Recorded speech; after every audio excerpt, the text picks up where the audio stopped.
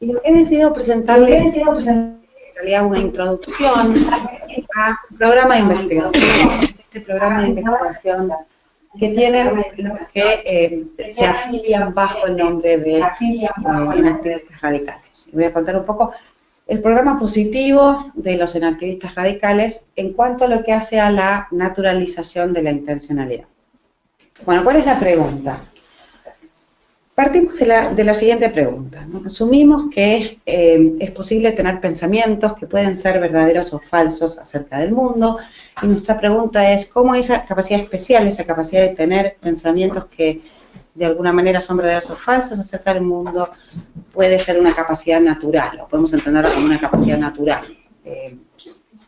¿Cómo es entonces el contenido posible, ese contenido especial asociado a esa actividad, de acuerdo con parámetros naturalistas? ¿Y cuáles son esos parámetros? La idea es que para poder dar una explicación naturalista de esa capacidad de tener pensamientos que de alguna manera refieren al mundo y son verdaderos o falsos respecto de él, necesitamos respetar dos reglas. La primera es que no queremos presuponer lo que tenemos que explicar, y eso quizás es una restricción de cualquier tipo de explicación, ¿no? Medianamente informativa, que no sea circular. La segunda es que esta explicación tiene que tener credenciales científicas. Para presentar esta pregunta voy a tomar una imagen que presentó John Haugland allí en la foto, en donde él presentó lo que llamó el juego de la intencionalidad. El juego de la intencionalidad pretendía representar qué distintos tipos de teorías estaban tratando de responder esta misma pregunta, con las mismas restricciones que yo señalé antes, y para eso él usó una metáfora del béisbol, ¿no? La idea es señalar las distintas posiciones y señalar estas posiciones como maneras de jugar el juego, de naturalizar la intencionalidad. Y él distinguió entonces, en esta metáfora del béisbol, tres posiciones fundamentales, que es la primera base, la segunda base y la tercera base, dentro de los jugadores que están más cerca de la acción, o sea, los que están realmente bateando, tratando de ganar el juego de naturalizar la intencionalidad, y otros que están afuera, pero alineados con cada una de las bases, que están menos cerca de la acción, o sea, menos interesados en proveer este tipo de teoría. Entonces, en la primera base está Fodor, y atrás está Searle. En la segunda base están Dennett y Quine y Skinner, para atrás, y luego tenemos a Brandom, a Sellars, a Heidegger y a Derrida bastante atrás. Entonces es un juego filosófico, como se puede ver en esta metáfora del béisbol. Entonces la idea es que hay tres tipos de estos jugadores que están cerca de la acción, hay tres tipos de jugadores principales. Los que están en la primera base, donde señalé a Fodor, Haugland los llama los neocartesianos. Los neocartesianos son aquellos que se comprometen con la idea de que la intencionalidad original es una herramienta de la que disponen las mentes antes de involucrarse en prácticas sociales o culturales, ¿no? Entonces pertenece a el ámbito de lo mental, con prioridad y anterioridad a cualquier práctica en la que esa mente pueda entrar, ¿no?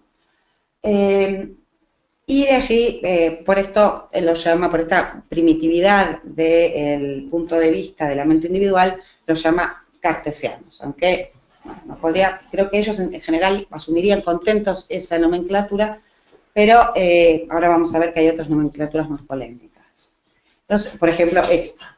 Los que están en segunda base son los que Haugland llama los neoconductistas o neobehavioristas, que son aquellos que sospechan de la estrategia de la primera base, o sea, sospechan de esta idea de que puede haber estados mentales con contenido en ese sentido primitivo, y lo que hacen es tomarse muy en serio esta idea de adscripción de contenido, o adscripción de actitudes proposicionales, o adscripción de cierto tipo de estados mentales a otros, ¿no? Entonces, hay que moverse de esta idea de considerar el contenido mental como algo primitivo a la idea de que lo que le hace sentido a la noción de contenido va a ser la práctica de adscribir estados mentales o adscribir actitudes proposicionales.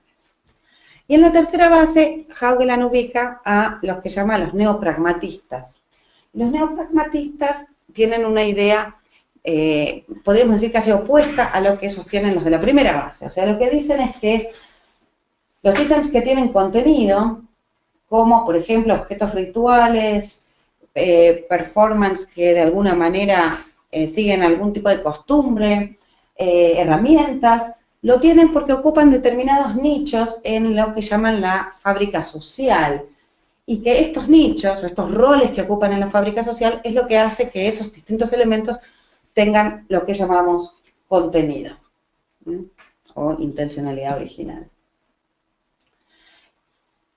Y el texto de Haugland es un texto de 1990, y entonces en este paper, que es un paper que yo trabajé en colaboración con Daniel Hutton, nosotros nos preguntamos qué pasó entre ese momento en que Haugland delinea el campo de juego de esa manera y la actualidad. ¿Ha cambiado el juego? ¿Hay distintos jugadores? ¿No los hay? ¿Tiene sentido pensar las cosas del modo que la pensaron estos distintos jugadores o no?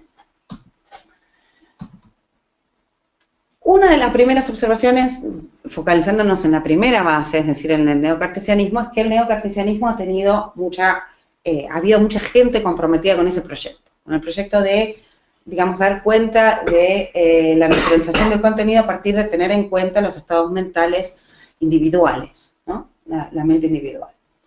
Pero también ha ocurrido que a lo largo de los años, algunas de las principales personas que defendían esa teoría, como Fodor, empezaron a creer que había problemas fundamentales en ese tipo de posición. Entonces, por ejemplo, Fodor, quien era uno de sus principales defensores, en un libro que escribió hace poco, y en algunos papers que escribió hace poco, señala que el proyecto de encontrar algo como un contenido neofreudiano, ¿sí? Un contenido, el tipo de contenidos de los que usualmente habla la semántica o la filosofía del lenguaje, poder dar cuenta de esos contenidos, que son fine-grained o finamente diferenciados, en términos de herramientas puramente naturales con las credenciales científicas, era un proyecto desencaminado, ¿no? Entonces, dice, el principal cambio en mi visión en los últimos años ha sido que pienso que hay que descartar la tesis de que las palabras, los conceptos y otras cosas similares tengan sentidos, ¿sí? En la palabra freudiana, o sea, significados o contenidos además de referentes. Quine tenía razón, Quine paradigmáticamente ubicado en la segunda base. Los significados deben verse como una noción muy sospechosa, ¿sí? Para los propósitos de construir una teoría, que sería una teoría naturalista, y el significado es algo así como un mito. La idea, entonces, sin embargo, de Fodor, por ejemplo, con Piligian en un libro reciente, de 2014, es que aunque no podamos naturalizar el contenido, si entendemos por contenido estos contenidos finamente diferenciados, sí podemos entender el contenido de una manera puramente referencial. Y esa manera puramente referencial de entender el contenido sería naturalizable.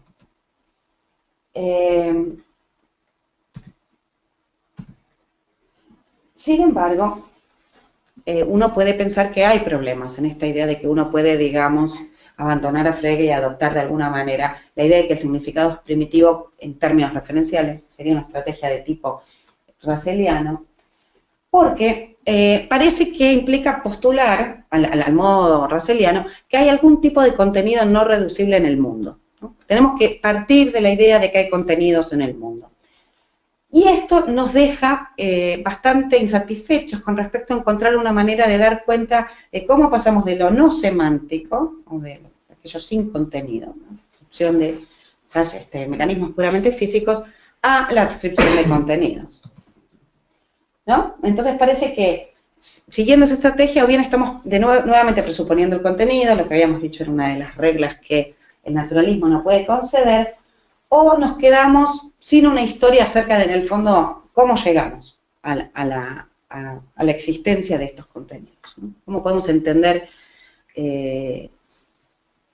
la descripción de contenidos sobre la base de mecanismos que en principio no requerirían tales contenidos.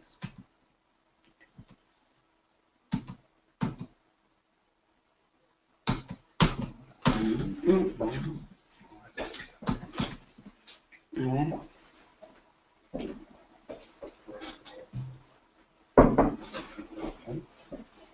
Para atrás, no vemos bien.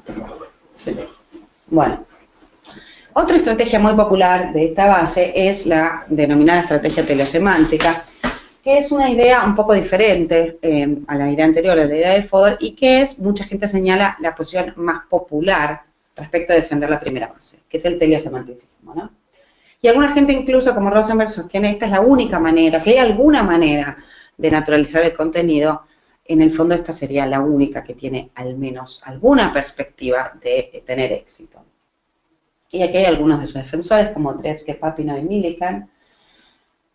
La idea de este proyecto es mostrar cómo podemos entender la teleología y en particular la noción de teleología asociada a la idea de función biológica, como dando cuenta del tipo de teleología o del tipo de normatividad que está asociada a los estados mentales con contenidos, esos que pueden ser verdaderos o falsos respecto del mundo, ¿no?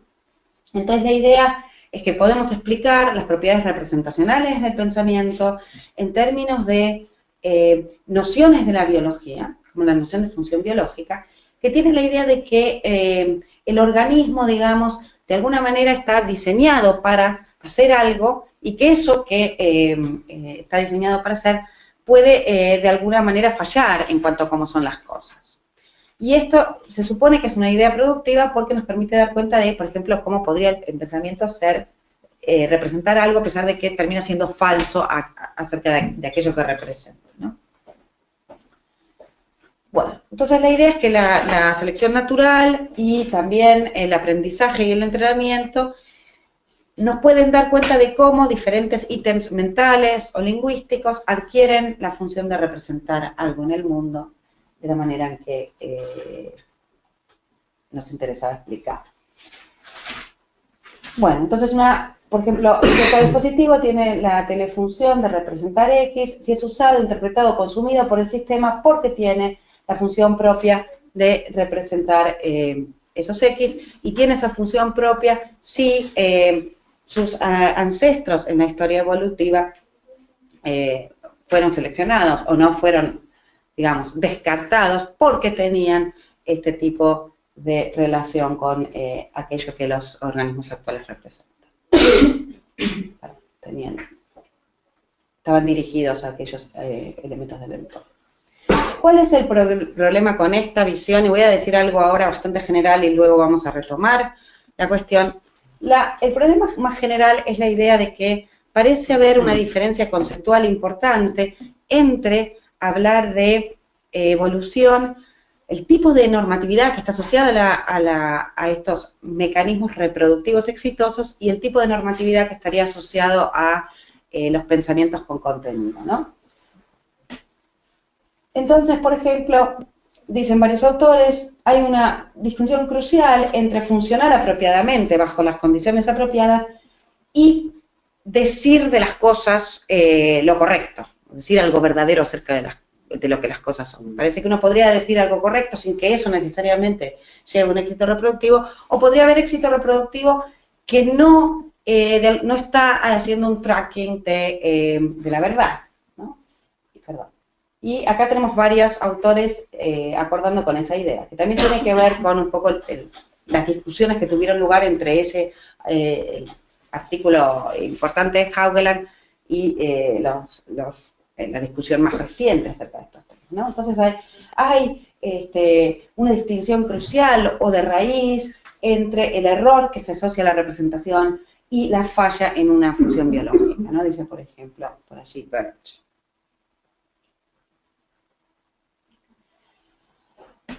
Bueno, entonces, esto no significa, ¿no?, que la idea de selección natural no tenga ninguna utilidad para un proyecto de naturalización del contenido o para un proyecto de contestar en términos naturalistas la pregunta inicial, pero parece que no podemos dar cuenta de aquello que queríamos dar cuenta en esta primera base, lo cual nos motiva a pasar a segunda base, a ver si en segunda base hay algún progreso.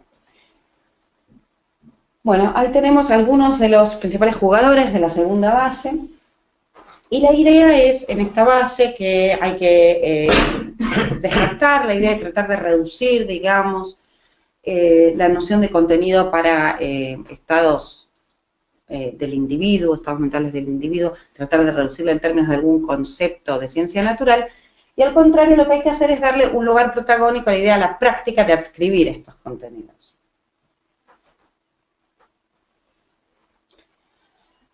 Entonces, lo que interesa ahora es cuándo podemos interpretar un sistema como teniendo una conducta que tiene contenido, ¿no? Y la idea es que solo en el contexto en donde podemos tratar a un sistema de ciertas formas que podemos decir que usamos esta terminología de que el sistema es intencional.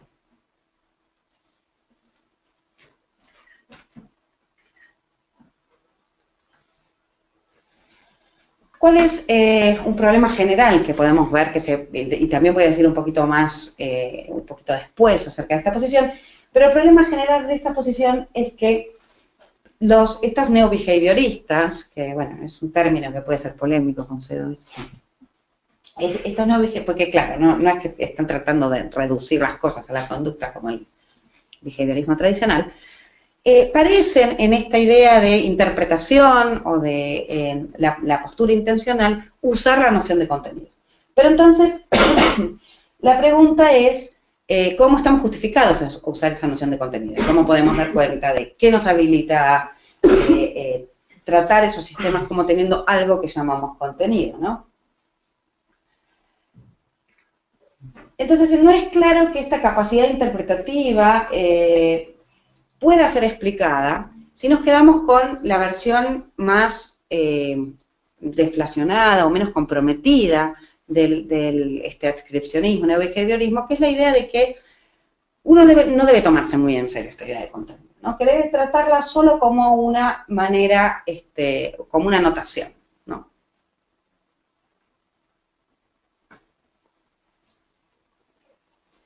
¿Por qué? Porque, por un lado, está la idea, la afirmación de que los sistemas intencionales son tratados como teniendo creencias y deseos, pero que en el fondo no tenemos un compromiso muy fuerte acerca de cuál sería el contenido de esos estados, ¿sí? Pero por otro lado parece que es necesario para poder hacer sentido de ciertos tipos de conductas sofisticadas de esos sistemas, es necesario apelar a esas nociones, a la idea de, por ejemplo, actitud proposicional, como serían las creencias y las deseos. Y esto deja un poco, deja en la oscuridad, digamos, dos cuestiones. Una, ¿qué es lo que hace que en el fondo necesitamos sofisticar tanto la explicación? O sea, ¿por qué necesitamos ahí la noción de contenido, ¿no? Y lo segundo es, ¿de dónde podemos tomar esa noción de contenido de manera justificada y naturalista, ¿no?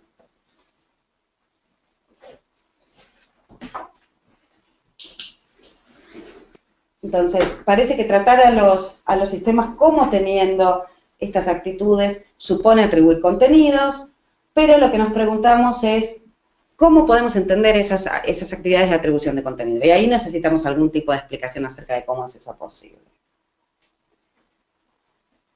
Y parece que el problema, o un problema adicional, es que en general los neo-behavioristas o los adscripcionistas no nos dan demasiadas herramientas, ¿no? Parece que además de las adscripciones, que podrían interpretarse como meras notaciones, lo que tenemos es algo como reacciones similares al estímulo, y eso parece ser muy poco para justificar, digamos, para comprender en qué consistiría la atribución de la noción de contenido y el manejo de la noción de contenido por parte de quienes asumen esta postura intencional de atribuirlos. Y por otro lado, entonces, parece que quedaríamos sin recursos para realmente legitimar que en este tipo de teoría es posible usar la noción de contenido para entender la conducta de los sistemas. ¿No? Casi parece que tendríamos que estar más cerca de algún tipo de eliminación. A menos que se diga algo más, ¿no? Uno podría decir, acerca de cómo entendemos esa práctica, el surgimiento de esa práctica y el uso de la noción de contenido en esa práctica. La posibilidad de usarlo, ¿no? Bueno, entonces parece que seguimos sin poder en el fondo entender cómo es que, esa es nuestra pregunta inicial. Y entonces parece que tenemos que seguir moviéndonos hacia la tercera base. A ver si en tercera base se puede batear. Ahí está. Bueno, recuerden que la tercera base eran los llamados neopragmatistas, gente que piensa que, en el fondo, el lugar propio para la noción de contenido es la práctica social, y que es en virtud de ciertos sistemas, que podríamos decir sistemas de normas o sistemas de reglas sociales, que ciertos ítems adquieren el rol que tienen y que tienen el rol de, por ejemplo, decirnos cosas acerca del mundo, que pueden ser verdaderas o falsas, ¿no? Entonces, el lugar propio de la intencionalidad serían estos símbolos semánticamente articulados que ocurren en estos patrones dinámicos que son patrones socioculturales. Y el ejemplo fundamental de ese tipo de símbolos serían los símbolos lingüísticos. Entonces, la idea es que el locus propio de la noción de contenido son estos sistemas de intercambios sociales que son los lenguajes, o los lenguajes como prácticas lingüísticas. La idea es que para explicar cómo surgen esos sistemas, tenemos que apelar, o podemos apelar, a una noción que introduce Haugland, que es la idea de conformismo social y algún tipo de obediencia social que tiene que ver con esto. Dice, metafísicamente el conformismo opera como un mecanismo de herencia y de selección natural que engendra un nuevo tipo de orden. El orden y la estructura en las instituciones culturales y las prácticas culturales no solamente es mucho más vasto que en cualquier etología adaptativa o genética, sino que es de un nuevo y diferente tipo, hecho posible por mecanismos distintivos de conformismo social que permiten que surjan nuevos fenómenos de unas nuevas categorías, ¿no? Lo que incluye, por ejemplo, normas sociales y el tipo de cosas que nosotros estamos interesados en entender, que es lo que Haugland llama intencionalidad original. Entonces, la idea es que los miembros de esas comunidades, las comunidades que instituyen este tipo de sistemas, se comportan normalmente de maneras que son directamente, que responden directamente, ¿no? Por las cuales se les puede pedir, digamos, que respondan, ¿no? Son accountable, en términos de lo que es normal en su comunidad. Y sus disposiciones han sido inculcadas y han sido como desarrolladas, entrenadas en esas dinámicas sociales, ¿no?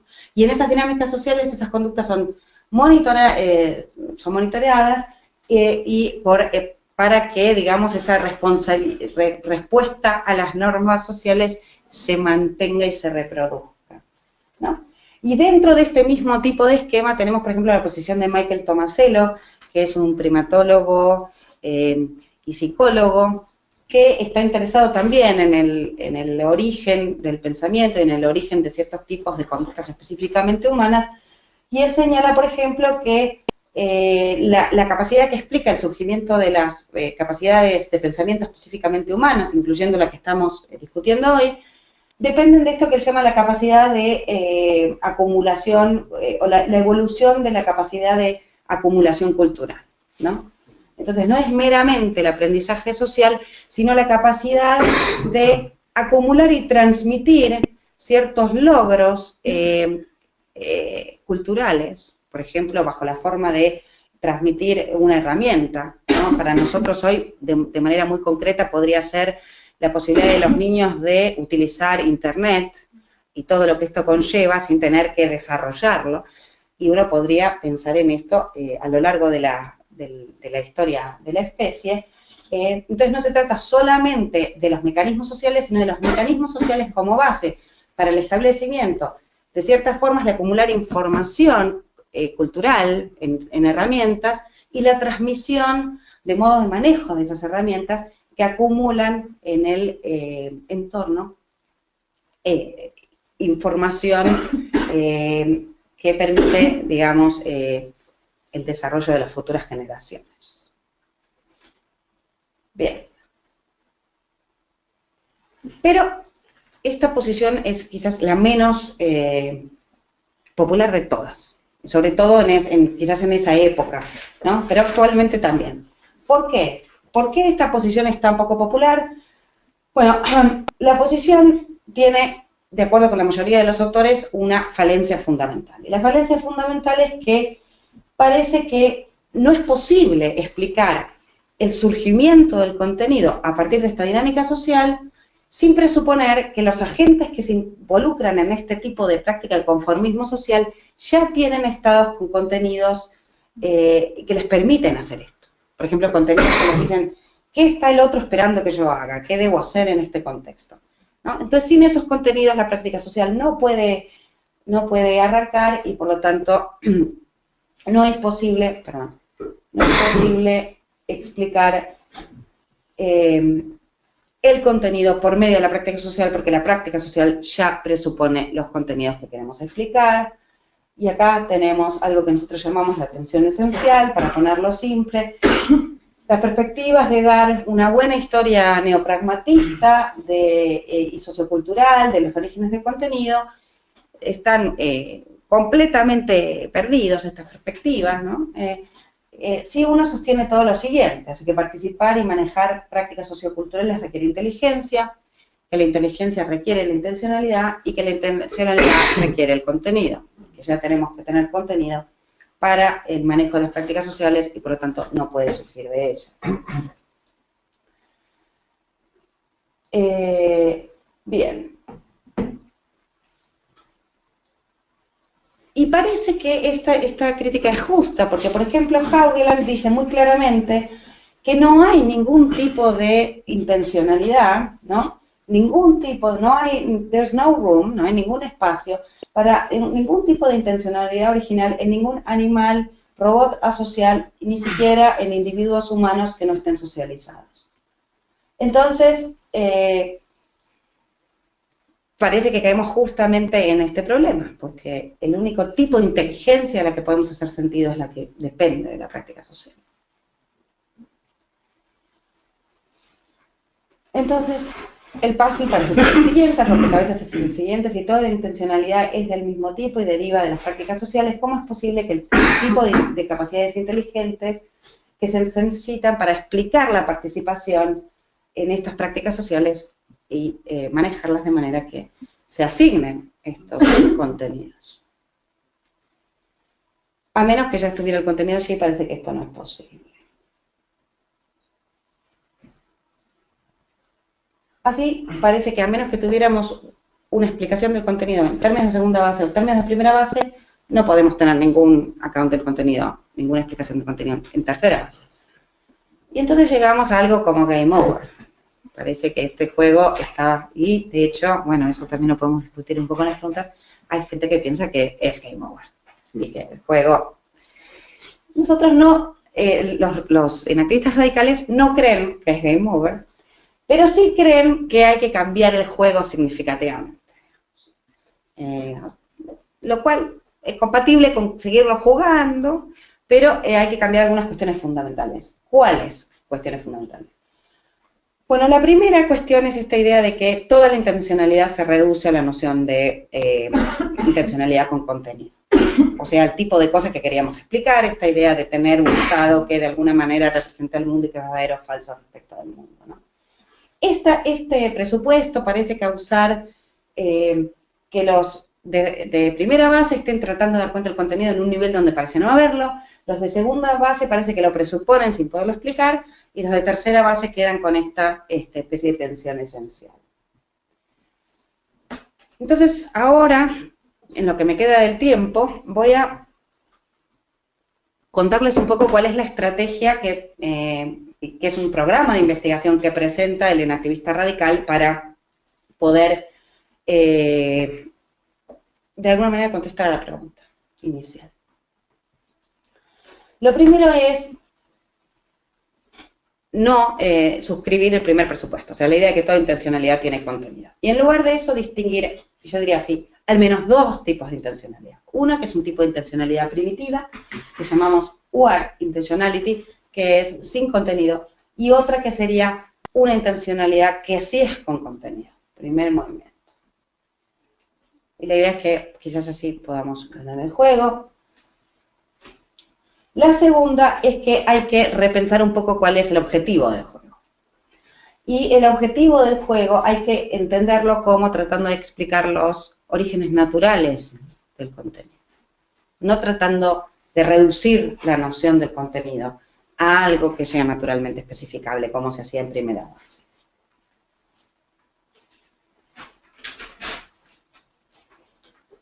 Bueno, entonces este es el juego tradicional. El juego tradicional es este juego reductivo, o sea, tratar de explicar cómo algo que es de orden físico o de orden material puede tener las propiedades de ser un estado con contenido.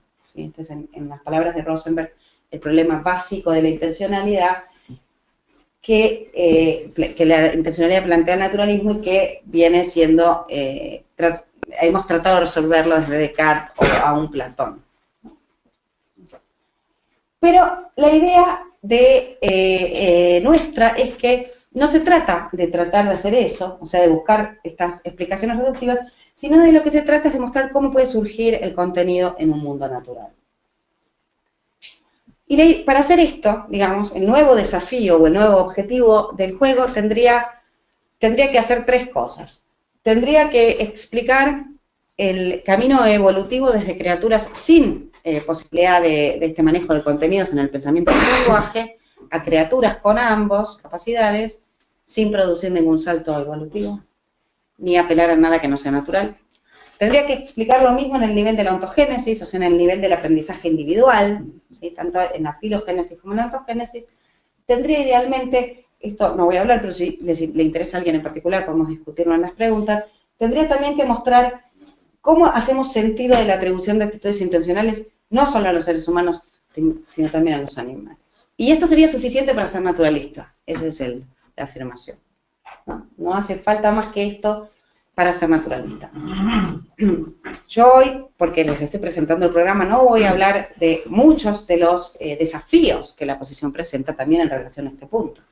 ¿Puede uno ser naturalista solo en este sentido o no? Pero el tipo de naturalismo al que nosotros suscribimos es un tipo de naturalismo que nosotros llamamos naturalismo relajado. Y lo que dice es que lo que propone es explicar este problema del origen apelando a recursos que no introduzcan nada misterioso en la historia, es decir, que tengan el tipo de credenciales científicas apropiadas.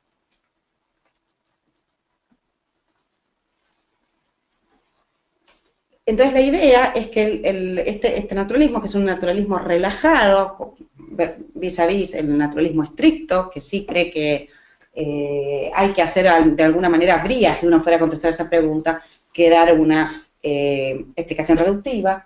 Nosotros lo que pensamos es que es posible en contar esta historia apelar a un amplio rango de ciencias, incluyéndolas, por ejemplo, la antropología, la psicología del desarrollo, la psicología comparativa, la neurociencia social, etc.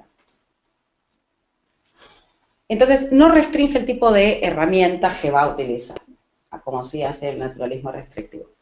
Y tampoco es, aquí voy a ir un poquito rápido y puedo hablar más en las preguntas, tampoco es un tipo de naturalismo liberal, que es una corriente que también existe, defendida, por ejemplo, por Descartes y MacArthur, que es la idea de que hay que incluir dentro de lo natural todo lo que de alguna manera podamos decir que no es supernatural.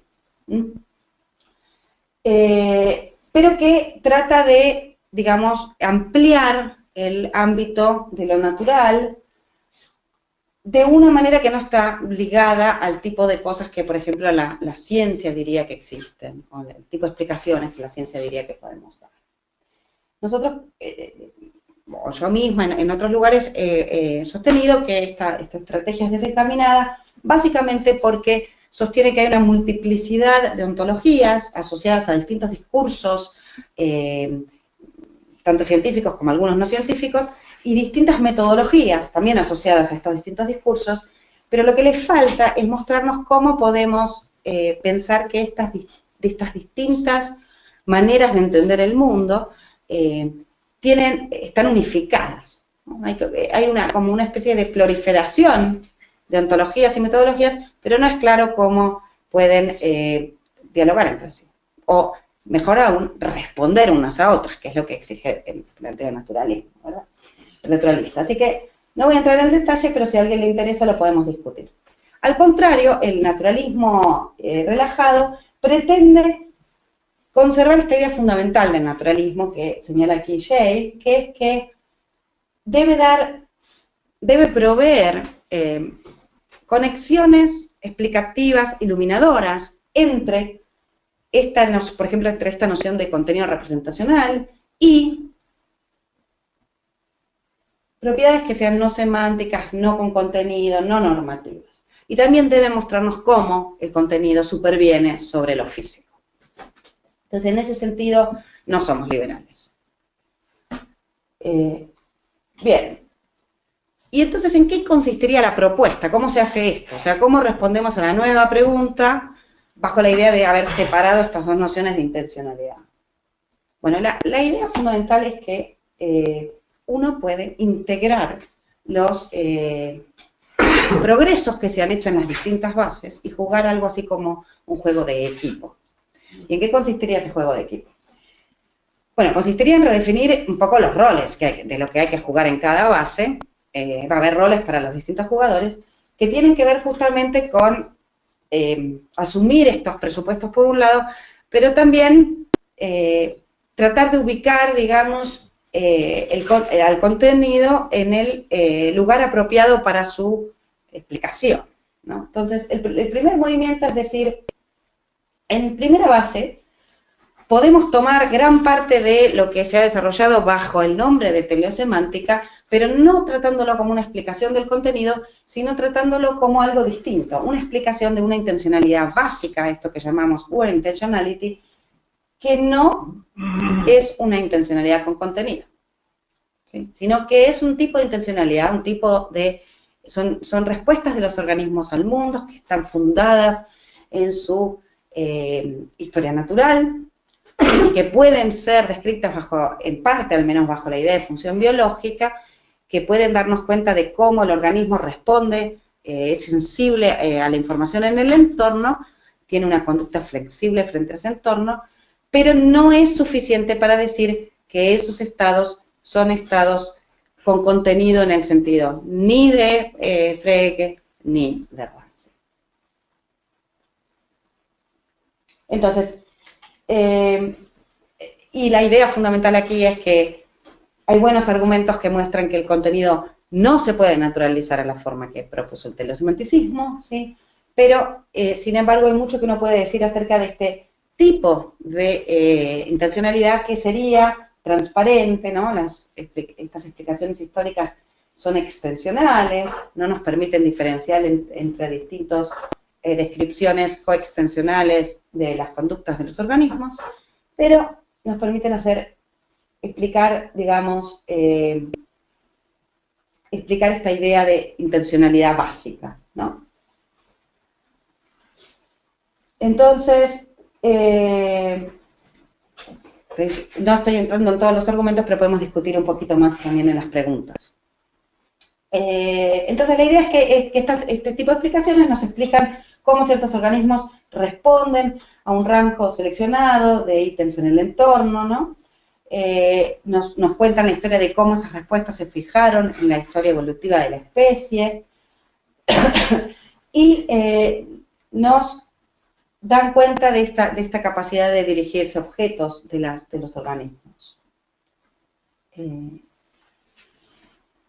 La idea es que la intencionalidad, al ser un fenómeno natural, viene en varias formas, y una de esas formas podría entenderse bajo la forma de estas explicaciones biológicas, ¿no?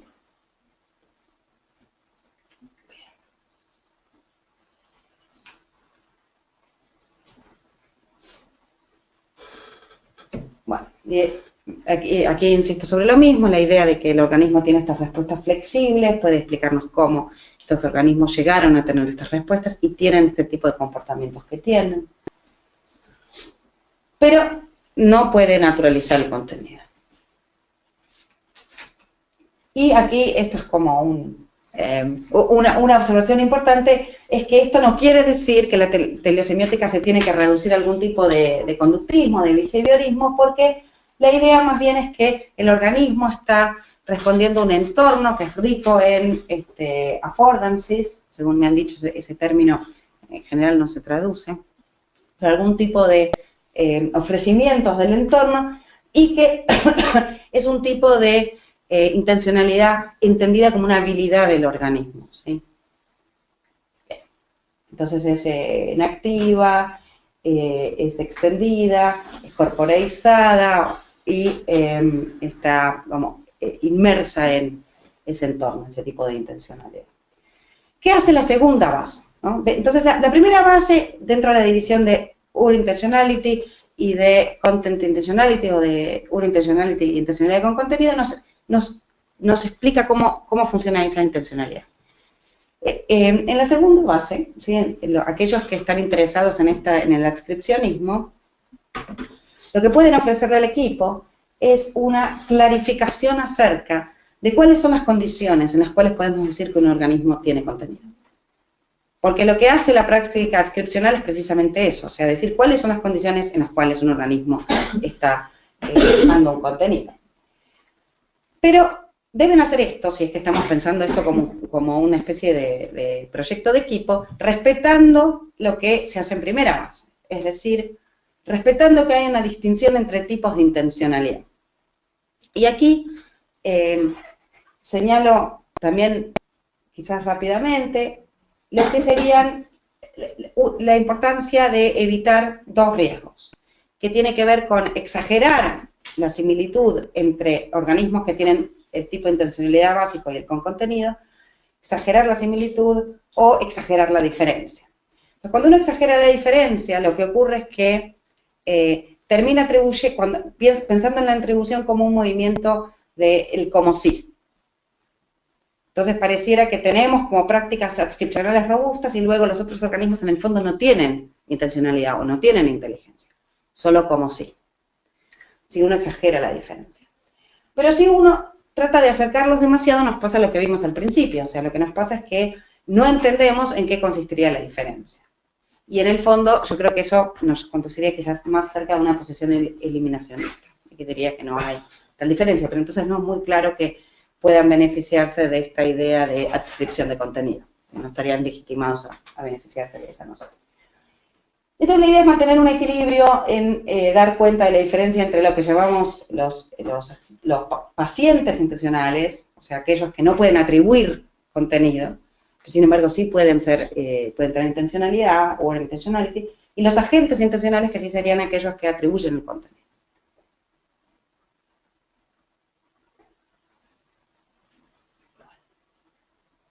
Bien. ¿Qué hace la tercera base? La tercera base lo que hace es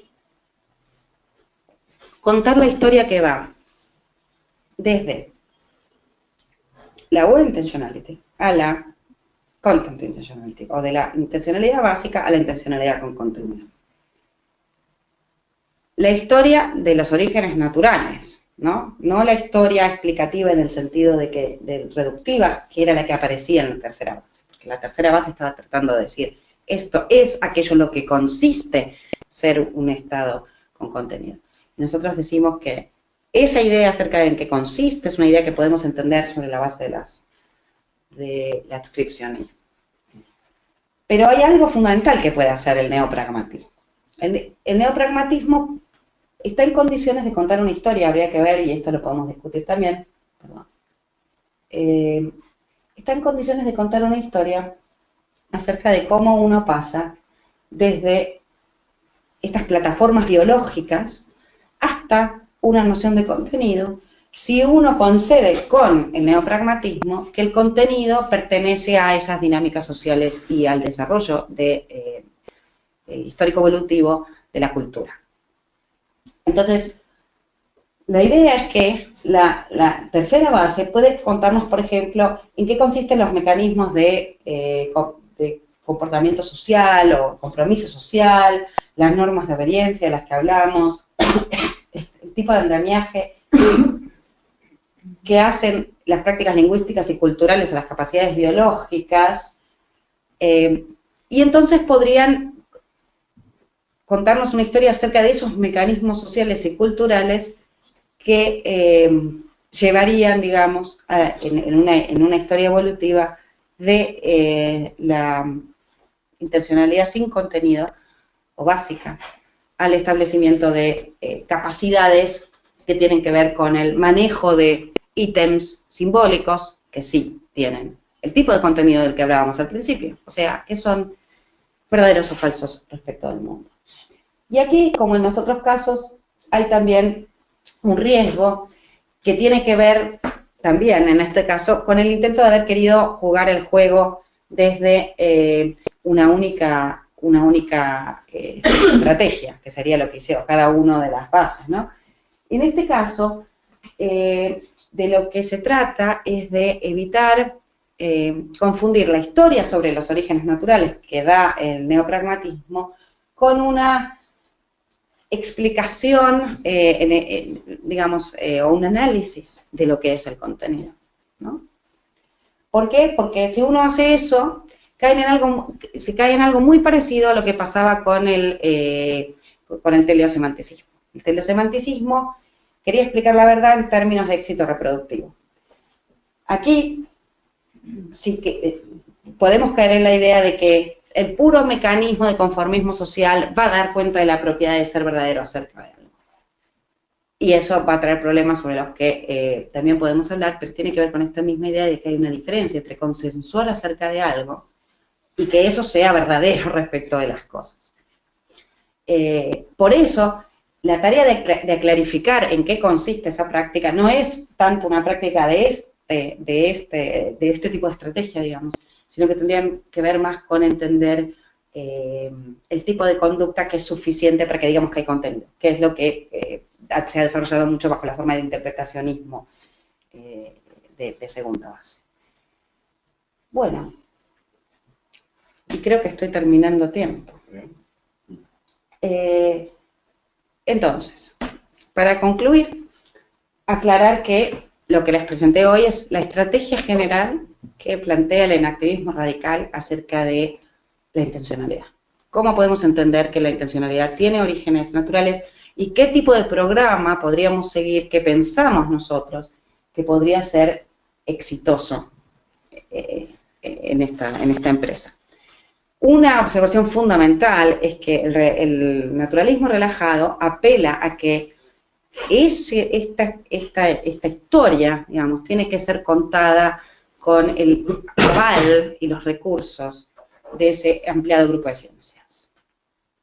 Lo que yo hice hoy es contar un poco qué tipo de pasos filosóficos podemos pensar que están involucrados en contar esa historia. Pero obviamente todos los detalles acerca de esa historia dependen y son provistos por ese largo o ese gran, digamos, conjunto de ciencias que incluyen no solo las ciencias naturales en sentido estricto, sino otras ciencias empíricas que son sociales y que son Y por último, la idea es algo así como una especie de llamado al trabajo en equipo. A ver si podemos aunar estas diferentes accounts y ver qué hay de bueno y útil en cada uno de ellos. Y quizás con esta estrategia entonces se pueda naturalizar el contenido. Ahí estamos, los autores, y gracias por la atención. Gracias. Bien, abrimos entonces tiempo lo que quede para preguntas aquí. Y Fran, tú nos ayudas con si es que hay preguntas también. Sí, yo una pregunta. Ya. Ah, sí, aquí hay un comentario de Ya.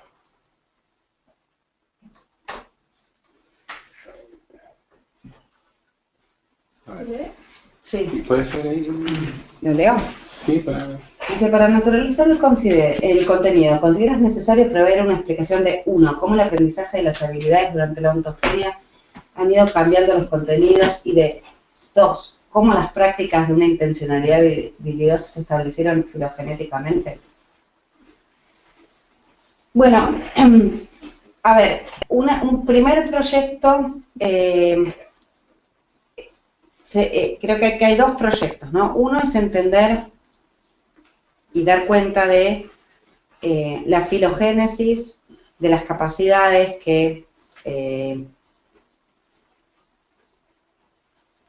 nos permiten a los seres humanos la hipótesis es que sería una capacidad dependiente del lenguaje y por lo tanto sería propia de aquellas especies que tienen lenguajes en un sentido sofisticado del lenguaje que involucra esta propiedad de poder ser verdaderos o falsos acerca de las cosas. Y entonces uno contaría esa historia acerca de cómo se desarrollaron esas capacidades. Pero también parte del proyecto sería entender cómo el ejercicio de esas capacidades permite involucrarse efectivamente en estas prácticas culturales con contenido. Y esa segunda parte de la explicación tiene que ver con entender cómo funciona la ontogénesis. O sea, tiene que ver con entender cómo es que de hecho podemos engancharnos de alguna manera en estas prácticas que involucran estos símbolos con esos roles, ¿no? Y el trabajo sobre la filogénesis es un trabajo que tiene que ver, de una manera quizás mucho más difícil, que tiene que ver con responder al tipo de hechos relevantes para sustanciar la hipótesis de que hubo momentos cruciales en el desarrollo de los homínidos en donde se pasó, digamos, de prácticas más individualistas a prácticas sociales, y por medio de esas prácticas sociales a prácticas sociales más estables, y que esas prácticas sociales más estables desarrollaron tipos específicos de cultura que llegaron a ser culturas simbólicas, ¿no? Entonces ahí tenemos como dos proyectos que se relacionan, pero que estructuralmente no son idénticos, ¿no? No sé si eso responde, Jimena, a tu pregunta. Desde México. Hola, ¿me escuchan?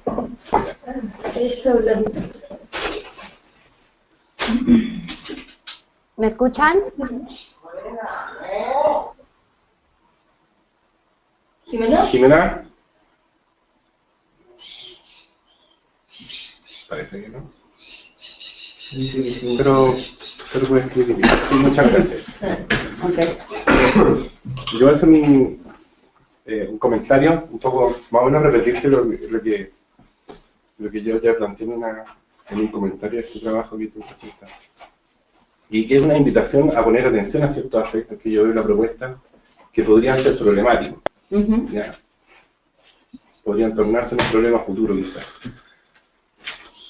Y uno es que el apoyo que ustedes toman para proponer esta noción de pure intentionality es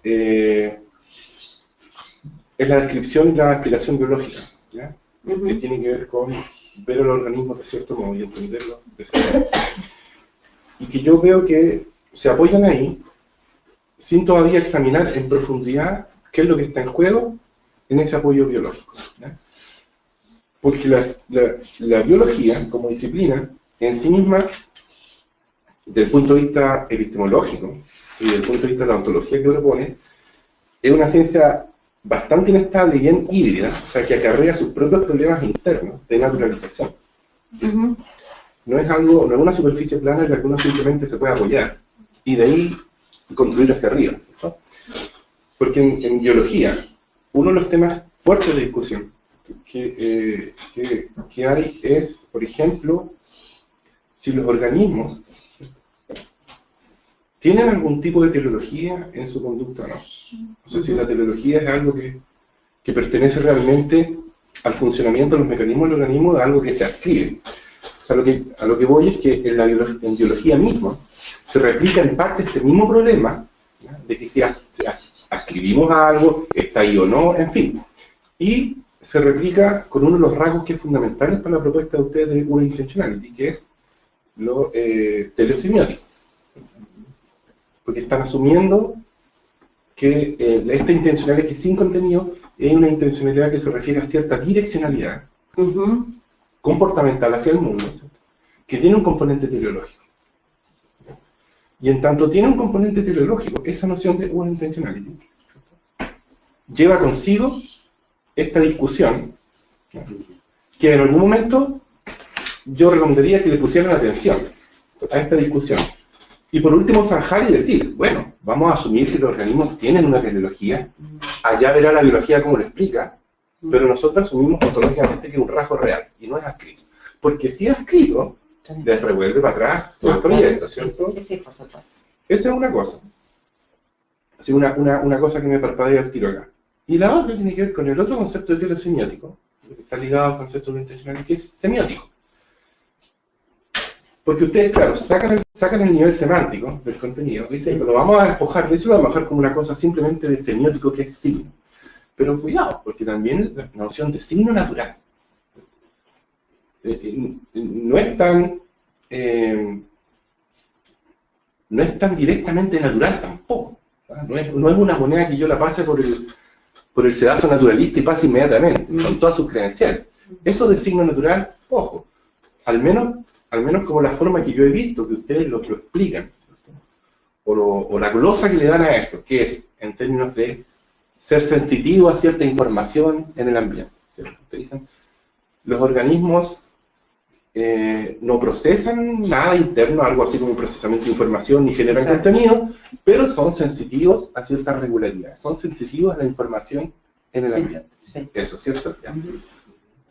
Pero ahí, ojo, porque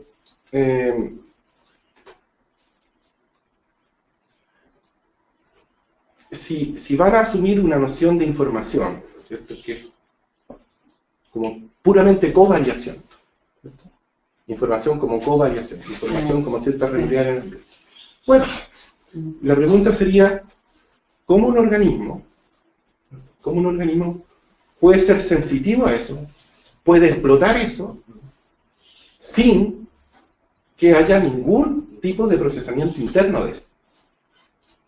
¿Se entiende? O sea, sí, es decir, explícame biológicamente cómo es que este animal, ¿cierto?, es sensitivo y explota información, y tú con eso no tienes ningún problema en decir eso, pero milagrosamente todo se detiene ahí, y en los mecanismos internos del organismo, ¿cierto?, no hay nada que se pueda llamar procesamiento de información. O sea, ahí yo veo que hay algo también a trabajar,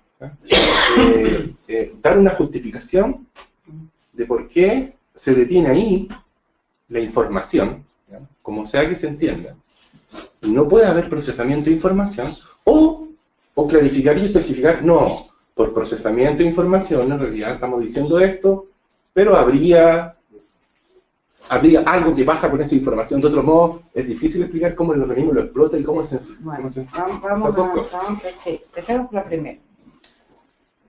Lo primero es que el proyecto se beneficia o intenta beneficiarse de una noción digamos, geológica, que sería la noción de función biológica, y que esa noción contiene una teleología que podría ser cuestionable por los buenos naturalistas, ¿no? Los naturalistas realmente se toman en serio el proyecto de naturalizar estas capacidades. Y la respuesta a eso es que está ya todavía, creo que no salió, pero está por ahí, están en ese proceso, es que, claro, eso presupone una cierta manera de entender el naturalismo, yo creo, que es bajo la forma de una agenda muy unificada, ¿no? La idea de que en el fondo, digamos, no solamente hay que mostrar eventualmente cómo las capacidades con contenido de alguna manera provienen del mundo físico, sino que uno tiene que mostrar cómo cada una de estas, por ejemplo, cómo incluso estas prácticas sociales se pueden explicar en términos de las prácticas biológicas, y a su vez las prácticas biológicas se pueden entender en términos físicos, finalmente, químicos y físicos. Y en eso creo que nosotros tenemos una posición más cuestionadora de ese proyecto general. ¿Por qué? Porque nos parece que esa noción de lo natural es una noción restringida de lo natural. Entonces, una primera parte de la respuesta es que, digamos, el proyecto naturalista más reduccionista, ¿no?, que intenta entender todo lo natural en términos de las ciencias estrictas, tiene problemas para entender la propia práctica científica, creo yo, donde está inserta esa investigación acerca de lo natural. Entonces ahí viene una discusión complicada, que es la discusión acerca de cómo entender lo natural, y si estaríamos o no, digamos, legitimados en ampliar esta noción de natural, que parece, para mí, producir perplejidades, ¿no? Estas perplejidades de que hay un montón de conceptos que están involucrados en las explicaciones científicas, no conceptos de la biología, simplemente, entre otros, podría ser el concepto de explicación, el concepto de verdad, que pertenecen a los discursos explicativos, que no se pueden explicar solamente en términos de la física. Y es un tipo de problema que aparece por ahí en algún lado, pero bueno, lo puedo decir de manera más concreta, sí. Entonces, ¿cómo estamos pensando en lo natural?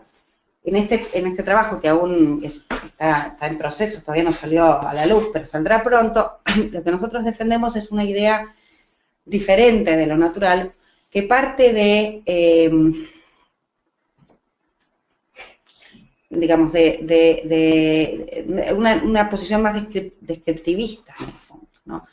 Como de tomar nosotros hablamos es un artículo que vincula algunas de estas ideas con ideas que aparecen, por ejemplo, en el naturalismo wittgensteiniano de Wittgenstein, en donde él justamente hace énfasis en algo que llama como los hechos acerca de la forma de vida o los hechos acerca de nuestra situación. Y entonces uno parte de ese conjunto de hechos que es un poco más enriquecido, pero nosotros agregamos algo que no aparece en esa concepción wittgensteiniana, que es la idea de poder iluminar esos hechos sobre la base de los estudios científicos en el sentido de las ciencias ampliadas. Ahora, todo esto puede ser cierto y lo que tú dices todavía podría ser un problema. O sea, sigo en el primer problema de Mario, que es el problema de la noción específica de teleología que aparece ahí. Y yo no creo que esa noción de teleología, o sea, sí creo que la motivación para dudar es problemática, se intenta reducir todo esto simplemente a una descripción de términos físicos. Creo que eso se puede discutir, creo que es problemático y creo que uno tiene que tener una noción más amplia de naturaleza.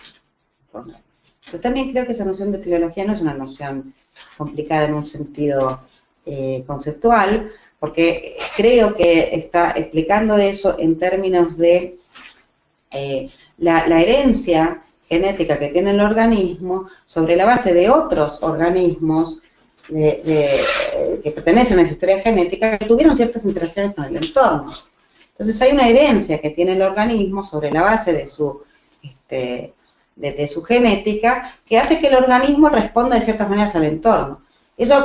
Y eso ya te da un tipo y esas respuestas, digamos, no son respuestas que solamente se entienden a la luz de lo que el organismo está haciendo en el momento, sino que se entienden en términos de su historia evolutiva. Y eso ya te da un mínimo de teleología, yo creo, no problemática. Porque no es que el organismo tiene en mente, y acá, por eso me parece que la teleosemiótica y la teleosemántica son distintos, no es que tiene en mente lo que va a hacer, nada de eso es parte de la historia, sino que tiene ciertas respuestas que son posibilitadas por su repertorio. Tiene un repertorio de respuestas. Ahora, yo no creo que esa es toda la historia. Tenemos la idea de repertorio de respuestas. Esa idea me parece crucial. Y me parece crucial también por algo que decía Jimena. O sea, porque para entender, por ejemplo, la ontogénesis, algo en lo que yo me he concentrado bastante, entender, por ejemplo, con qué tipo de capacidades cognitivas podemos pensar que viene el niño, nace el niño.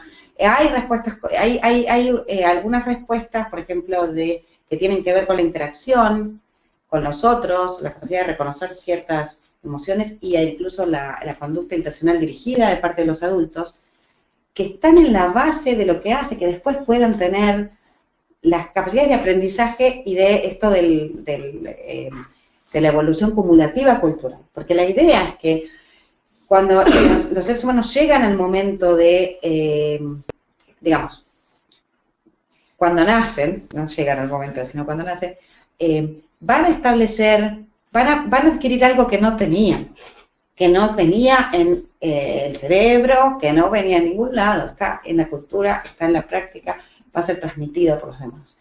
Pero lo que sí va a haber son unas capacidades y un tipo de respuestas que hacen posible que puedan, yo uso algunas palabras un poco raras, que tengo que encontrar las buenas en español, pero engancharse correctamente, ¿no? En esa dinámica social. Y que también nosotros nos comprometemos con la idea, produce una cierta transformación. Hay una transformación que tiene que ver con la aculturación, el enculturamiento. O sea, hay una transformación del tipo de cognición que es posible. Alguien que no creciera en una cultura no sería capaz del tipo de pensamiento que yo llamé acá representacional. Entonces, la biología está haciendo algo, sí, está explicando un tipo de respuestas, pero no creo que esté haciendo magia, en el sentido de crear esa especie de teleología problemática que haría al organismo dirigido a algo que de alguna manera es su objeto intencional. No hay eso. Porque no hay la idea de objeto intencional, porque es otra idea la que está acá. Ahora, ¿qué hace falta?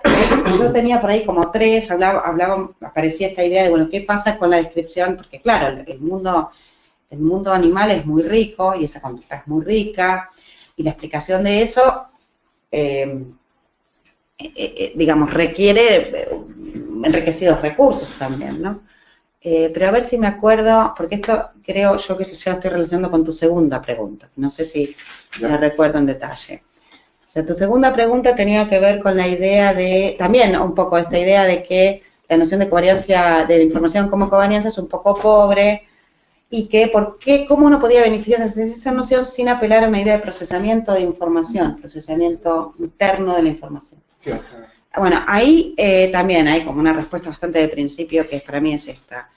Yo creo que eso es una mala manera de entender cómo funciona un organismo cognitivo o un sistema cognitivo. O sea, creo que para entender los sistemas cognitivos hay que entenderlos de manera mucho más global, no como algo que ocurre en una parte que vendría a ser supongo que usualmente sería el cerebro, y que ese cerebro está como dirigiendo todo lo que ocurre, y que entonces no hay ninguna otra manera de entender cómo es posible que el organismo esté dirigido a la información, si no es porque tengo que pensar que hay algún tipo de representación manipulada por un...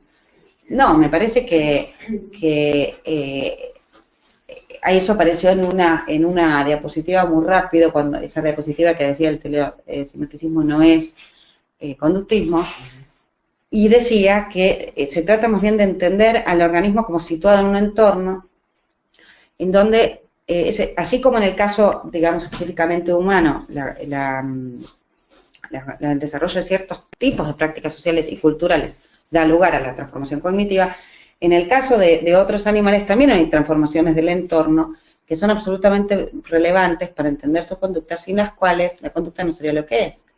Entonces yo creo, o sea, es una estrategia de externalización, es decir, que también es de no restricción en el fondo de las herramientas. O sea, claro, porque si uno cree que la única posible manera en la que uno puede entender la inteligencia de ese organismo es porque la información tiene que ser computada de alguna manera y tiene que digamos, guiar la conducta, entonces parece que es imposible darle un uso a la información si es que uno no, si esa fuera la única manera. Pero si uno está hablando en realidad de respuestas del organismo en su totalidad a un entorno que además es transformado por medio de esas respuestas, y entonces uno puede empezar a hablar de modos dinámicos de interacción entre ese organismo y su entorno, de sistemas que construyen el organismo.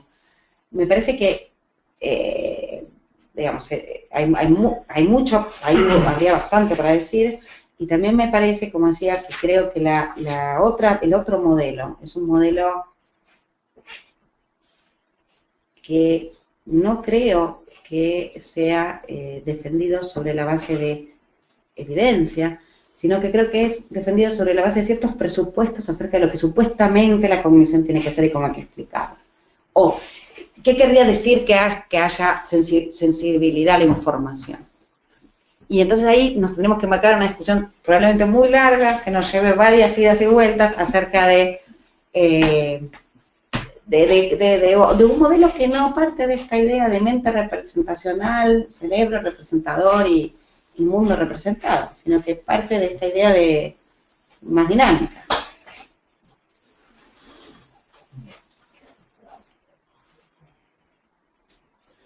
una pregunta tal vez pequeñita asociada un poco a esto, pero nada, creo que las respuestas son muy breves, pero me llama la atención. O sea, porque hablaste de algo de sexualidad animal, una parte. Y en niños, claro, en niños muy pequeños,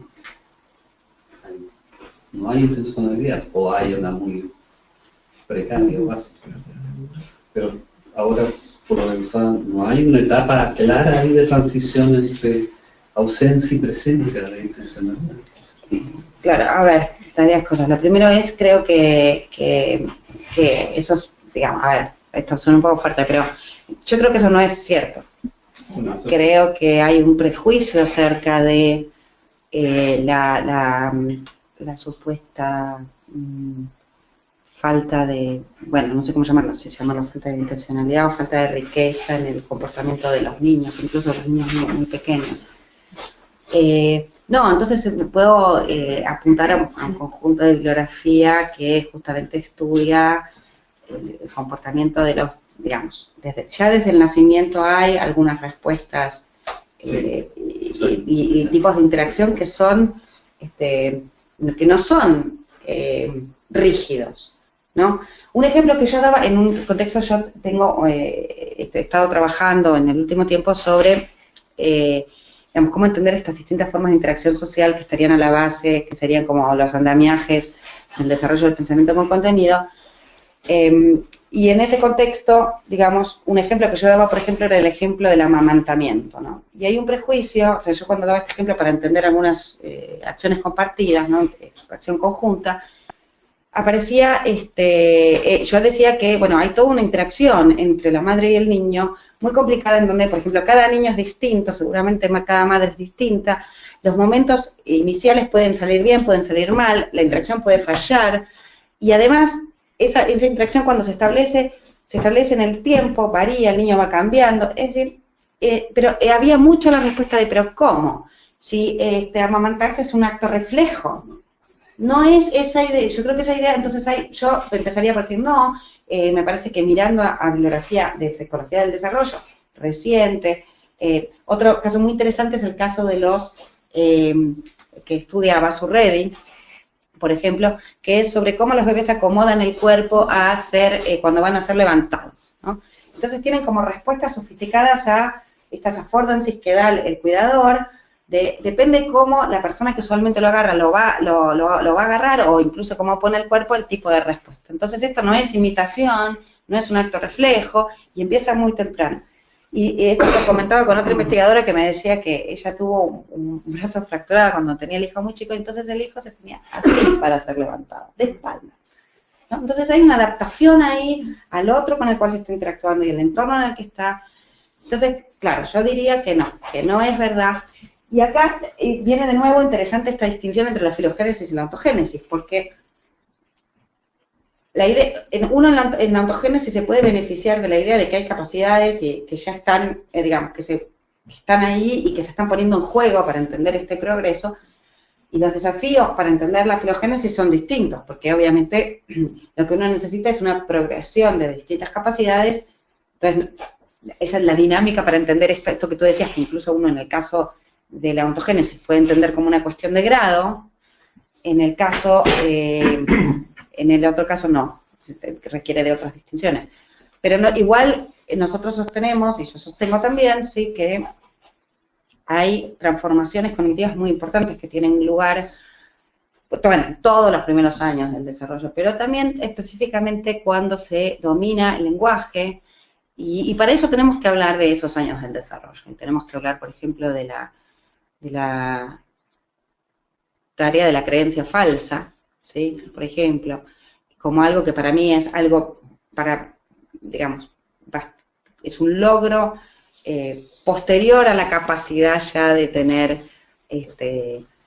lenguaje y ya manejar algunos de estos contenidos objetivos. En algún sentido eso nos requiere una larga conversación, pero digamos, creo que un bebé que no, de nuevo, lo que señalaba antes, ¿no? Un bebé que nace con toda esta versatilidad de respuesta y posibilidad de establecer este tipo de interacciones con otros, pero que no crece en un contexto en donde puede apropiarse, bueno, no es apropiarse tampoco, sino engancharse,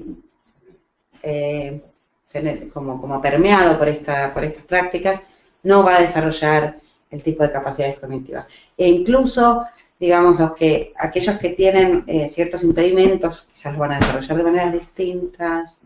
Hay mucho para hablar ahí acerca de estas instancias como instancias de hecho, que significan transformaciones en el caso de cada individuo.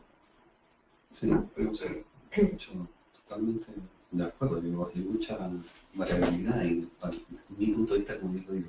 De hecho, hay un psicólogo, porque muchos biólogos también estudian lo que se conoce como memoria episódica, que funciona para un mismo aspecto en el qué, cuándo, cómo, digamos, para una misma, y eso implica, claro, viajar en el tiempo, pero claro, es medio teleológico también, en algún sentido, te fijas, o sea, el animal que tiene hambre, pero el alimento no lo tiene ahí cerca, pero sale a buscar, entonces se proyecta en el futuro.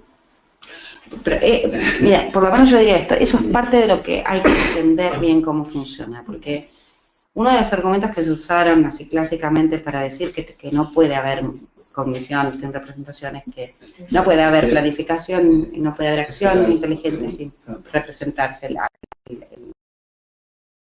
y eso me parece que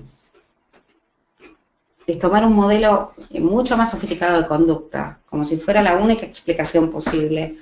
Y me parece que no es la única manera en la que uno puede explicar la conducta de los animales. Segundo, no estoy tan segura de que sea útil, porque impone una serie de demandas sobre la explicación muy grandes. O sea, lo que uno tiene que encontrar en esa conducta es muy, muy rico y a eso es, en muchos casos, es implausible. Entonces, no, me parece que yo estoy más interesada en un tipo de explicación como la que decía antes, en donde hay un repertorio conductual que hace posible y tipos de respuestas específicas al entorno, no sé, algunos animales por medio del olfato, otros no. Pero en donde también hay un lugar para la flexibilidad de la conducta, el establecimiento de ciertas rutinas, la replicación de esas rutinas. O sea, digamos, ahí tendríamos que apelar, digamos, también a esa bibliografía sobre conducta animal, pero es más o menos un punto reconocido por la gente que se dedica a cognición animal, que la mayoría, o sea, el modo en que se diseñan los experimentos para investigar, por ejemplo, conciencia en animales, parten de argumentos por analogía, ¿no? Bueno, esto es un tema, nos llevaría mucho hablar de eso, pero que, digamos, se pretende que son argumentos a la mejor explicación, pero están estos otros problemas que yo señalaba. Es decir, podría ser que, sin descartar que haya algún tipo de analogía con el caso humano, que la mejor explicación acerca de esos comportamientos no sea atribuirle a estos animales representaciones sofisticadas de los resultados. Digamos, porque después, y otro problema, también me parece que hay que ligar un poco la historia biológica de los organismos con el tipo de explicaciones que uno da, porque si uno desconecta eso, yo creo que está en la segunda base, y está haciendo algo que puede ser interesante, pero no está dando una historia naturalista de eso. ¿No? Para eso, como para decirlo brevemente. Pregunta, parece que... Sí, por favor. Yo tengo una pregunta como muy básica, porque hay como 3 puntos que no entiendo bien. Por un lado, esto te interesa en el contenido. La noción misma de contenido, diría yo, fuertemente metafórica, en realidad. Y por ahí tú decías verdadero o falso. Ahora, verdadero o falso, yo entiendo lo que es un sistema axiomático, un sistema formal. Pero ¿qué quiere decir verdadero o falso cuando tú ves la cognición como en acción?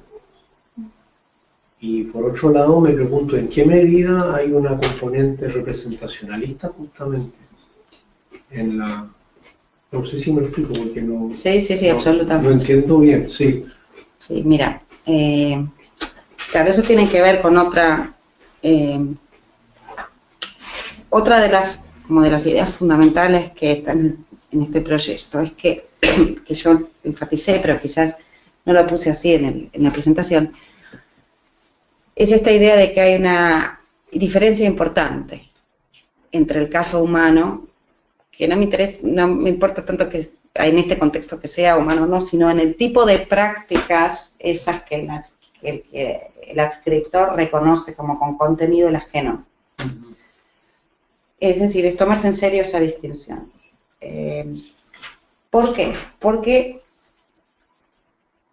yo creo que hay como dos costados del tipo dos preocupaciones que están asociadas, pero que uno no debe hacerle injusticia a ninguna de las dos. Una es, ¿en qué sentido puede entender como la cognición más sofisticada en términos de su similitud con formas de cognición de animales que por ahí son menos sofisticadas o que no tienen posibilidades, por ejemplo, de desarrollar sistemas axiomáticos?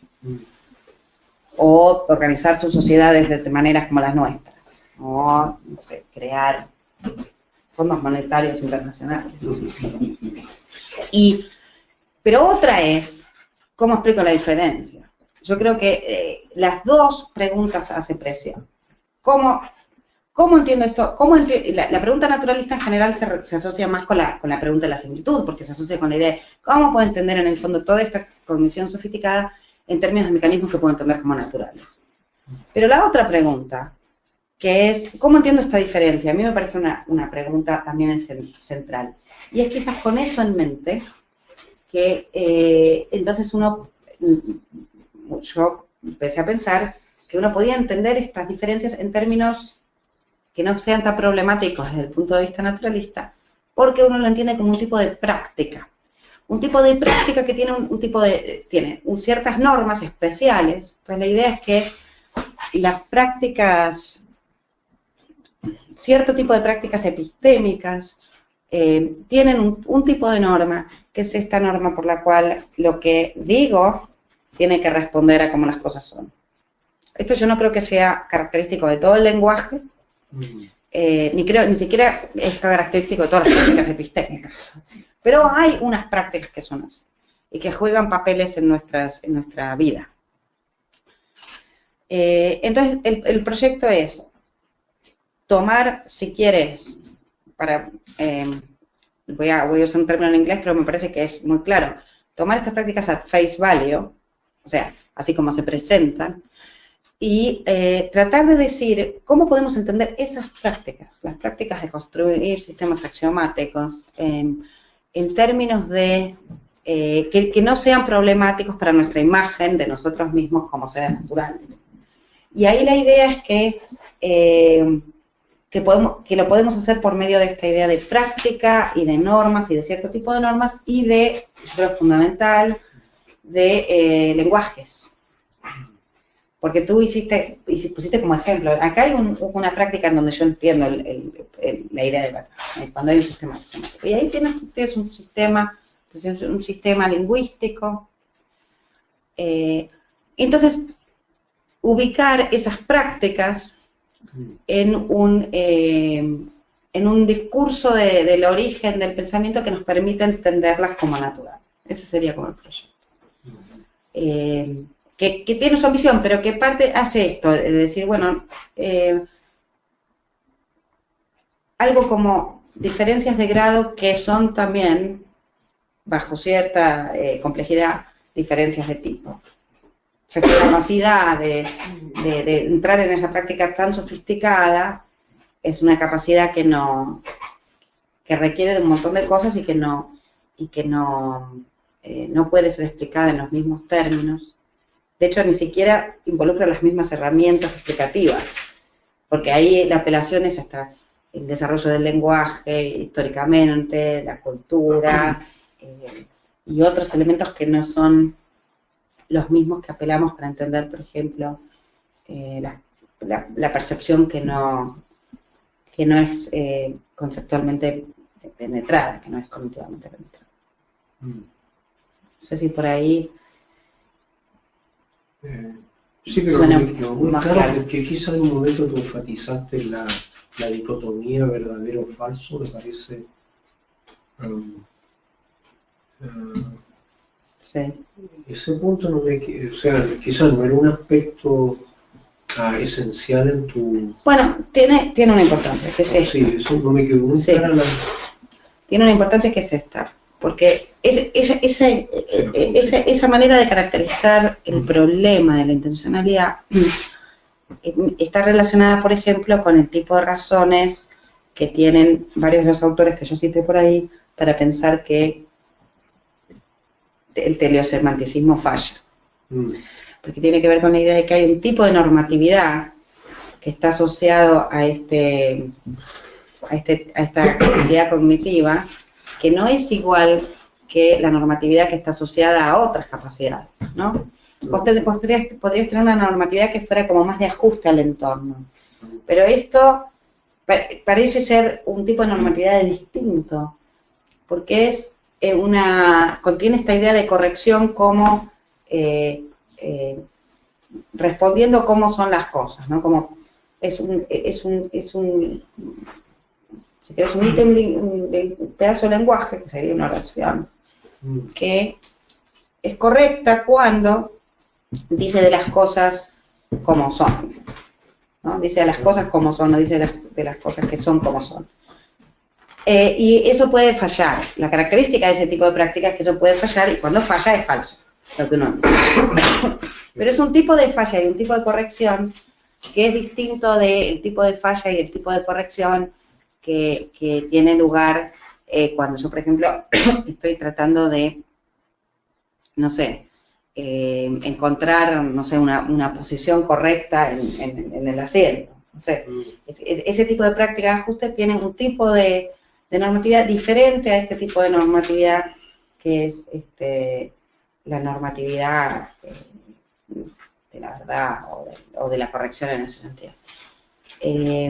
Pero también quiero decir algo más, porque tú en un momento mencionaste que si esto entonces al final suponía como algún tipo de compromiso con la noción de representación, que es un tema, y yo a eso diría sí y no. O sea, por un lado, sí, porque sostiene que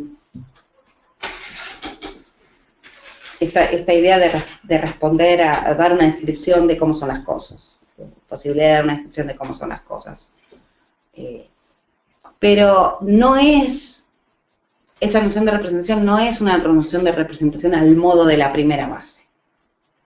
Sería bien distinta, porque es una noción que se entiende más en el sentido de los neopragmatistas, o sea, como un ítem que responde a unas normas que fueron establecidas en un cierto juego de lenguaje, que adquirió su forma en una tradición, y donde, ¿no? Como uno podría pensar, bueno, podría pensar ese tipo de práctica epistémica en analogía con, no sé, un juego de ajedrez y con sus reglas, y ¿qué tengo que hacer para satisfacer las reglas de este juego? Bueno, ¿qué tengo que hacer para satisfacer las reglas del juego epistémico?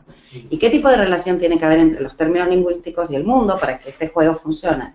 Del mismo modo que qué tipo de relación tiene que haber entre, no sé, los peones y el alfil para que este juego funcione, ¿no? Pero no es exactamente igual, porque uno está como fuera del tablero, pero la analogía no es perfecta, pero la idea es que, aunque tú uses en algún sentido un concepto que ahí va a aparecer la palabrita representación, esa noción no es la noción de representación como aquello que es manipulado, procesado por un sistema. No es esa noción de representación, es una noción distinta, que además es lingüística, o sea, tiene como, está como más en el terreno de la teoría semántica que en el terreno de la teoría de la mente.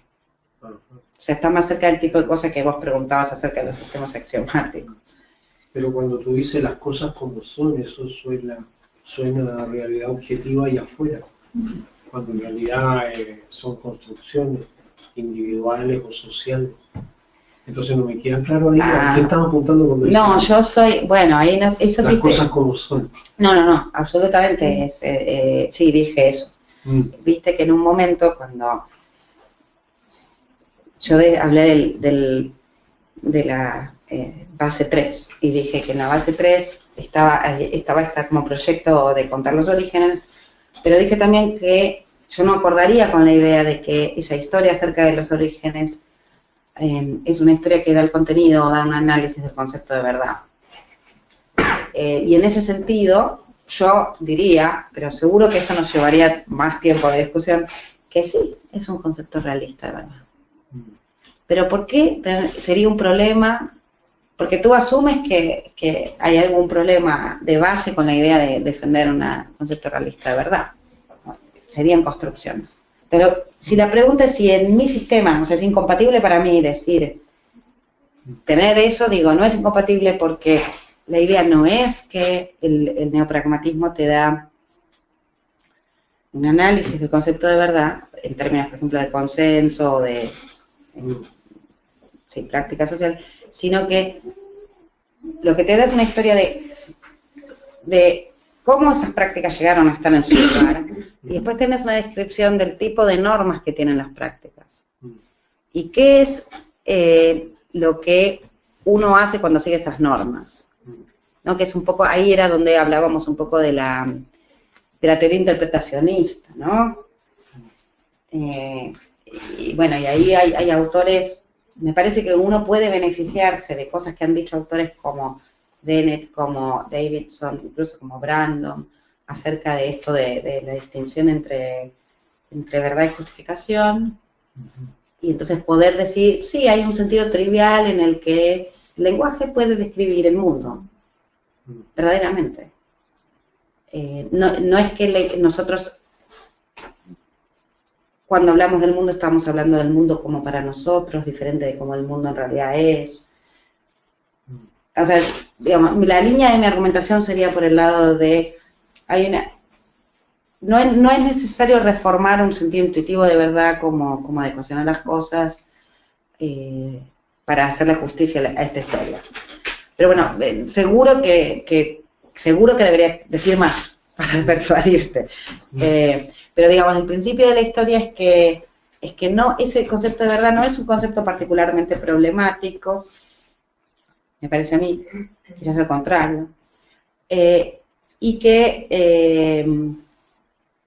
se le puede dar un sentido más o menos trivial, ¿sí? Entendiendo la práctica de uso del predicado veritativo y cómo funcionan los lenguajes que realizan esta referencia a las cosas.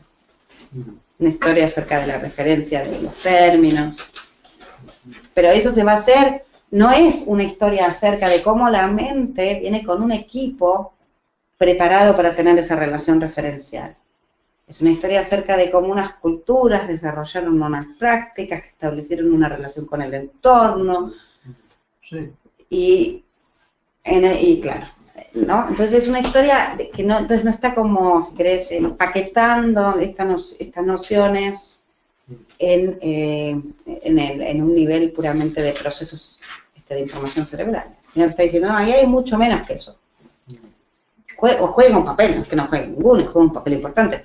Pero la historia acerca de cómo vamos a dar cuenta de la práctica científica, por ejemplo, es una historia que depende de entender cómo funcionan estas prácticas, no una historia que dependa solamente de cómo funciona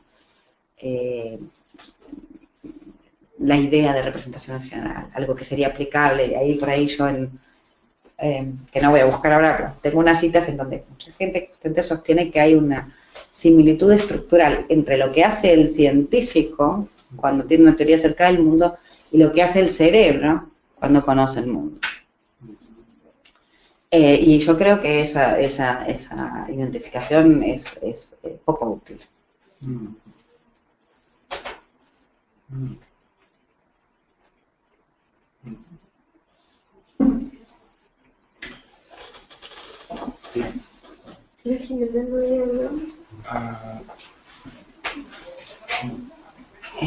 A ver, Leo. La 8, esa que va a las 18:15, creo que te hace una pregunta. Si tú... La teoría representacional reduce el contenido a formas de know what. ¿Te estarías comprometiendo a representaciones prácticas motoras de know-how? El niño comienza con contenidos de know-how que posteriormente se pueden tornar en know that. Creo que quería decir know that. En el primero sí, know that. O sea, a ver. ahí se me está haciendo comprometerme con cosas que no he dicho en esos términos, pero creo que la respuesta más general creo que sí. Hay un sentido en el que sí, o sea, creo que la idea es que el niño empiece con un know-how, ¿sí? Y que eso se entienda en términos prácticos. Y después la historia va a incluir, creo yo, por lo menos puedo decir esto con cierta base para la ontogénesis, historias acerca de interacción, prácticas compartidas,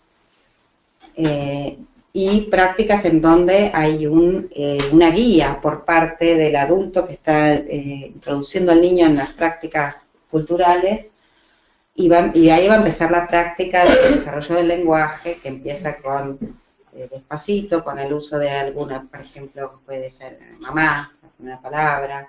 Entonces empiezan a aparecer algunas palabras, y esas palabras, esta también es importante, o sea, no se asocian directamente, no es un objeto representado. Yo no creo que cuando el niño dice mamá, esté representando el objeto mamá, sino que más bien creo que hay unas prácticas en las que el niño se va introduciendo. Eso es muy notorio, por ejemplo, cuando son también modos, por ejemplo, de apelación, de llamar a alguien. No son modos solamente. Entonces, la idea de que esto, como reducirlo a representación, también tergiversa mucho esa práctica de aprendizaje lingüístico de las primeras etapas. Entonces, sí, yo creo que sí, que hay como un desarrollo del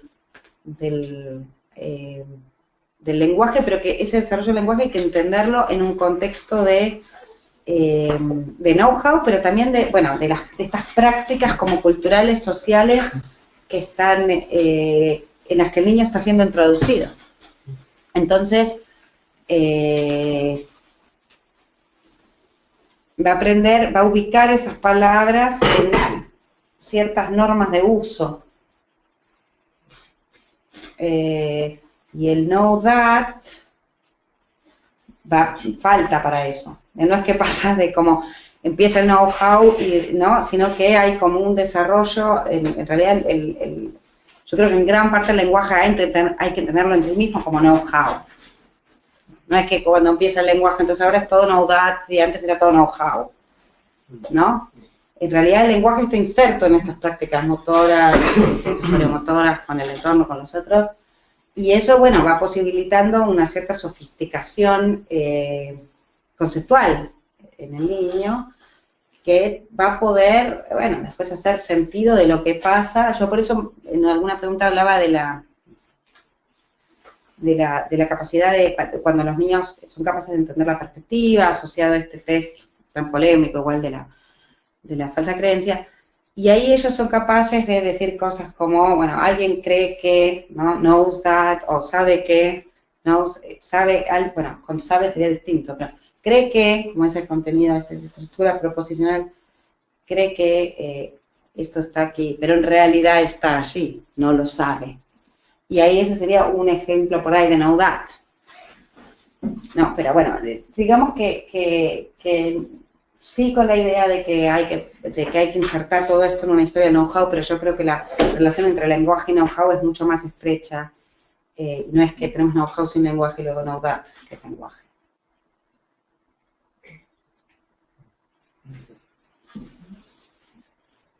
Sí, bueno, quizás esto es un poco alejado del tema y se puede estar derivando en otra parte, pero igual. Lo que pasa es que en un comentario tú mencionaste que considerabas que el cerebro en realidad lo veías como un órgano relacional, ¿sí? Más que como un mero elaborador de información. Entonces, como que ahí empecé como, en un sentido de toda esta como perspectiva media fenomenológica. Entonces me pregunto yo si tú consideraste eso en esta propuesta, si hay como una herencia fenomenológica en todo este trabajo, porque claro, como que siento que casi que podría poner una perspectiva como de neurofenomenología, como tu propuesta. No sé si tiene algo, o quizás estoy como combinando demasiado el tema. Mira, a ver, la primera pregunta, yo creo que sí. Es decir, creo que la propuesta en cierto sentido se inserta dentro de un tipo de propuestas que se pueden llamar fenomenológicas. Pero lamentablemente no podría agregar mucho más que eso. Lo que puedo decirte es que, bueno, yo en un momento hablé de de la caracterización de lo natural, que podemos llamar natural. Y ahí hablé de algo que llamé los hechos de nuestra forma de vida, los hechos acerca de nuestra situación. Sí. Y eso me parece a mí que es parte de un cierto tipo de enfoque fenomenológico. Claro. Que tiene que ver con que vos podés partir de las experiencias, no tenés que partir, podés partir de ahí, podés elucidar eso sobre la base de este conjunto de ciencias enriquecido, pero no lo tenés que reducir. O sea, el objetivo no es reducir la experiencia a otra cosa, sino entender la experiencia en todas las dimensiones que están involucradas, o sea, en la dimensión, qué sé yo, física y neurobiológica, y bueno, y también quizás social o cultural, pero no reducir, sino que uno entiende esa experiencia en términos de eso, en conexión con todos estos otros registros discursivos. Entonces, en ese sentido, sí me parece que es una propuesta que conserva, que puede clasificarse, digamos, dentro del tipo de teoría que tú estás interesado. Pero claro, nosotros estamos, bueno, por lo menos voy a hablar de mí, porque creo que hay más cosas, que hay gente, digamos, dentro de la gente que sigue el activismo radical está haciendo, ¿no? Entonces, en particular en mi trabajo yo estoy bastante focalizada en este problema de la intencionalidad más que en el problema de la conciencia. Pero creo que es un buen matrimonio con ese tipo de teoría. Gracias.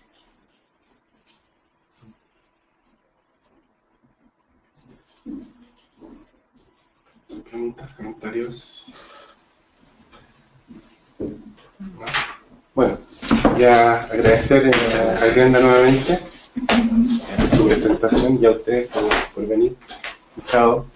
Al final también que estuve desde México por dándonos sus preguntas. Muchas gracias. Gracias.